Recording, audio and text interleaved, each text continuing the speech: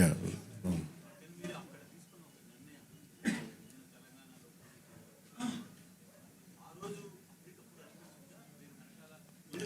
అంటే అసలు ఏముంటాయండి, ప్లాన్స్ ఏముంటాయండి? అంటే ఇది నేను నిజంగా చెప్పాలంటే అక్కడ పార్టీని కూడా నేను నాకు జర్నలిస్ట్ కాలనీలో నిన్న కూడా చెప్పాను, జర్నలిస్ట్ కాలనీలో పార్టీ ఆఫీస్ కూడా తీసేసాను నేను. కాకపోతే మా జన సైనికులు పోలేదు, మా నాయకులు వదలలేదు నన్ను. వాళ్ళు ఏదో ఒకటి చెప్పని అంటే సార్ వాళ్ళకు చాలా మంది అడుగుతూ ఉన్నారు. నేను చెప్పాను, నాకు మీరు చేసుకుంటే వెళ్ళమని చెప్పాను. అది ఆర్గానిక్గా ఎదుగుండేదేమో. నేను అసలు ఎలాగైతే పోటీ చేస్తాను ఈరోజు. మీరు చెప్పండి, కొత్తగా నేనేం పోటీ చేయకపోవడాలు ఏం లేదు, మా వాళ్ళు చేస్తూనే ఉన్నారు. అంత ఎసెప్టివ్గా స్టేట్మెంట్ ఇవ్వాల్సి వచ్చింది. అంతేగాని దాన్ని ఎదురు కూర్చోమని ప్రీ ప్లాన్డ్గాను అయ్యేం లేదండి. ఎమోషనల్ ఏముంటుందండి పాలిటిక్స్లో? ఒక 2 దశాబ్దాలు తిట్టించుకున్న తర్వాత ఎమోషన్స్ ఏముంటాయి? ఇష్టారాజ్యంగా తిడతా ఉంటే ఇంకా భరించడం అనేది ఒక అలవాటు అయిపోయింది అందరికీ. నాకైతే అలా అలవాటు అయిపోయింది. అంతేగాని దాని ఎమోషన్స్ ఏముండవు. కాకపోతే ఏమవుతుందంటే, సో మీరు ఏ వాదనైనా పెట్టుకున్నాం, ఇబ్బంది లేదు. భారతదేశ సమగ్రతను బలహీనపరిచే ఏ విధానాలైనా సరే మేము చాలా బలంగా ఎదుర్కొంటాం. అది వ్యక్తి చేయనివ్వండి, అంతేగాని కొద్దిమంది వ్యక్తులు చేసేదాన్ని మేము అలాగే సమాధానం చెప్తాం. దీనికి ప్రత్యేకించి నాకు తెలంగాణ మీద అపారమైన ప్రేమ, నాకు తెలంగాణ మీద. అంతేగాని దానికి నేను అది కూడా చెప్పాను కదా, నేను ఇక్కడ 10 సంవత్సరాలు కష్టపడితే ఈ రోజున ఇంతమంది ఎమ్మెల్యేలు వచ్చాం. అలాంటిది చెప్పాను, మా వాళ్ళు పని చేస్తారని చెప్పాను తెలంగాణ కోసం. దానిపై అంతమించి సార్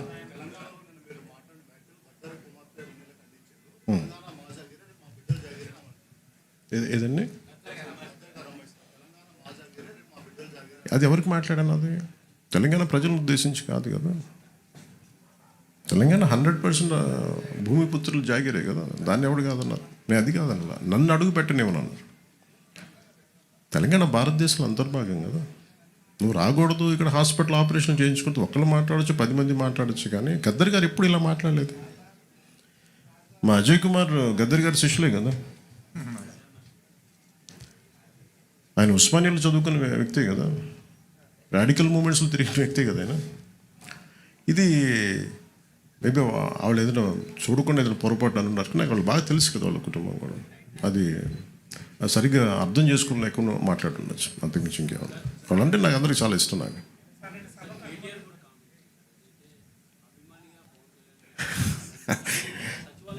కేటీఆర్ గారు నాకు చాలా మంచి బ్రదర్ కైండ్ రిలేషన్షిప్. మా ఇద్దరికి అనేక సందర్భాల్లో కలిసాం. మా ఇద్దరికి చాలా పరస్పర ఇష్టాలు ఉన్నాయి. పాలసీల్లో ఒక మాట అటు ఉంటుంది ఇటు ఉంటుంది, కానీ ఆయన ఏమన్నారు నేను చూడలేదు. నాకు తెలిసి ఆయన తప్పుగా ఏం మాట్లాడుకుంటారు, నాకు తెలుసు అదే అనుకుంటా.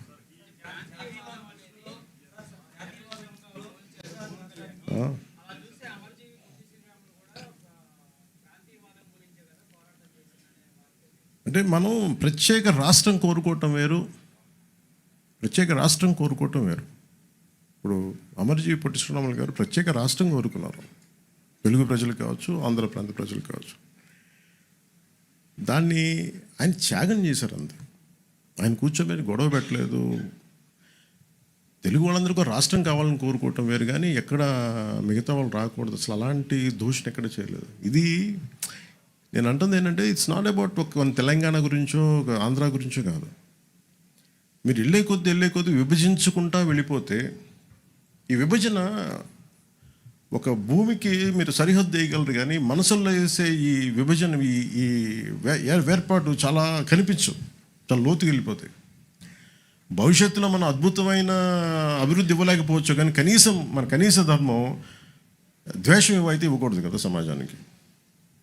అంతకుమించి తప్ప అంటే ఆయన్ని కూడా నాకు తెలిసి ఆయన ఒక రైట్ పర్స్పెక్టివ్లో అని ఉంటారు, కానీ ఒకసారి పూర్తి నేను చెప్పింది చూస్తుంటే నాకు అలా ఉండేది కాదేమో. అది మేము ఎప్పుడైనా కూర్చున్నప్పుడు సరదాగా మేము మాట్లాడుకుంటాం. దట్స్ నాట్ ఎట్ ఆల్ విషయం.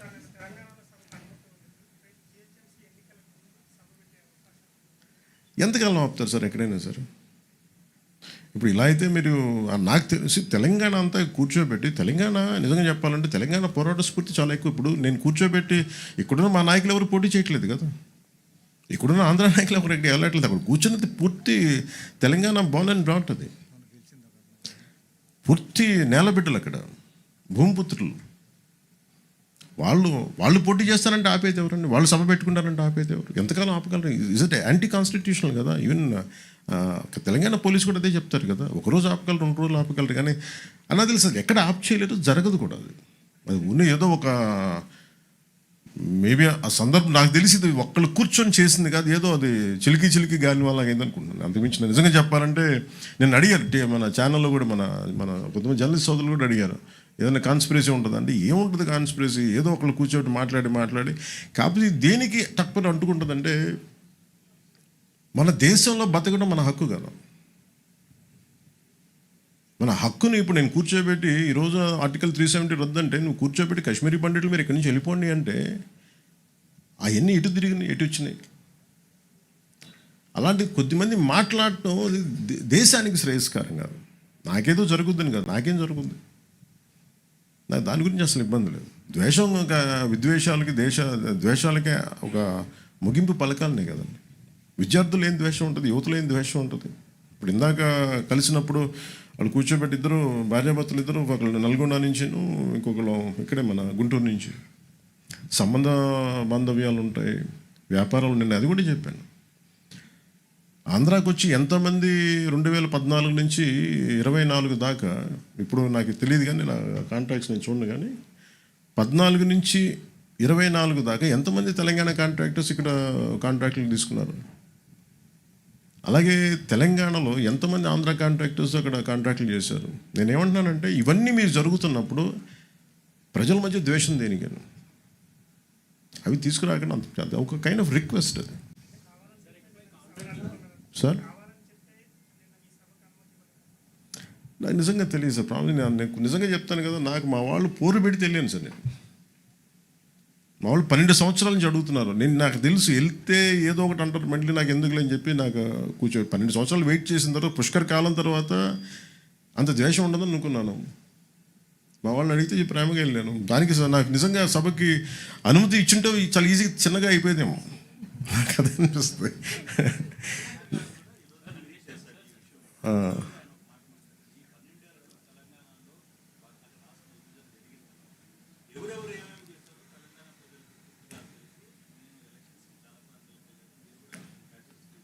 నేను మహారాష్ట్రకి వెళ్ళాం సార్, తమిళనాడుకి వెళ్ళాను. ఇంకా తమిళనాడు ఇస్ మోర్ వోలటైల్ కదా అలా మాట్లాడాలంటే. మురుగన్ మానాడికి వెళ్ళాను, దాదాపు 10 లక్షల మంది ప్రజలు వచ్చారు.